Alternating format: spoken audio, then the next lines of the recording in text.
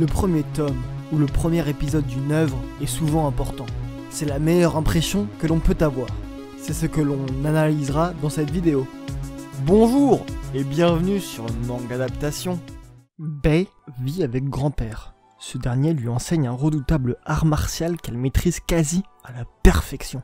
Un soir, alors que la jeune fille dort, débarque Rust, un chasseur de primes venu chercher la tête du vieil homme, mis à prix il y a longtemps par l'empereur. Lors de leur combat, le grand-père disparaît mystérieusement. Au réveil, Bei part à sa recherche, suivi discrètement par Rust. Ce manga est de Fabien Dalmasso au scénario et Geronimo Cejudo au dessin. Publié en 2019 par Delcourt Tonkam, avec 2 tomes pour l'instant. Alors là, on est parti sur un shonen au féminin. Et surtout un Dragon Ball au féminin, surtout, on va pas se mentir. Car le perso féminin, Bei, c'est vraiment Son Goku. Il y a même un Kamehameha et des transformations. Mais surtout par le mélange arts martiaux magie dans cet univers, et modernisation et nature aussi présents dans ce monde. Mais c'est aussi un personnage très naïf, qui est extrêmement fort, et en plus elle a un grand-père. Ça c'est juste au premier abord. En fait c'est tout ce qu'il y a de bien dans un shonen, ils l'ont mis dans ce manga. On a un design qui marche très bien dans l'univers, et par les personnages, tout est très cohérent. On a un rythme très dynamique, en mélangeant un peu drame, humour et action, avec des personnages toujours plus dingues les uns que les autres. On dirait un petit peu un shonen des années 90-2000, que je ne retrouve plus de nos jours. Il y a bien sûr des shonen, mais ils sont assez différents. Mais ici on essaye de recaler un esprit lointain, on va dire. Un shonen français et au féminin. Et c'est même Dragon Ballesque, c'est pour dire.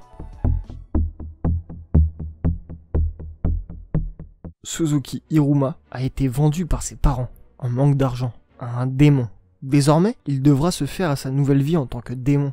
Il devra vivre comme eux, mais surtout aller à l'école du monde des démons, où tout un tas de créatures diaboliques étudient. C'est un animé de 2019 du studio Bandai Namco Pictures, fini en 23 épisodes, et disponible sur Crunchyroll. Donc là on est sur un type de récit, où on suit un personnage faible, naïf, trop gentil quoi. La bonne poire, qui arrive quand même à s'en sortir. Il y a des stratagèmes où, sans vraiment le vouloir, en esquivant des attaques, il met le mec KO, etc.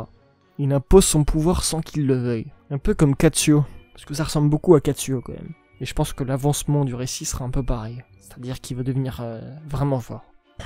Donc c'est un peu un récit de lycée comico-combatif. Et un peu comme Lil Berry, on retrouve un peu une ambiance des récits de manga dans les années 90-2000 sur des lycéens, sur des collégiens, comme un petit peu GTO, Katsuo, ça en fait partie. D'ailleurs on a même un générique, on dirait vraiment que c'était une chanson des années 90, mais pourtant ça reste très bien animé et très beau dans les standards actuels de l'animation. C'est assez drôle en fait, il y a plein de bons éléments qui se coordonnent parfaitement. C'est un ensemble cohérent et agréable au visionnage. C'est totalement Katsuo chez les démons, et donc c'est bien. Allez à plus, et lisez des mangas.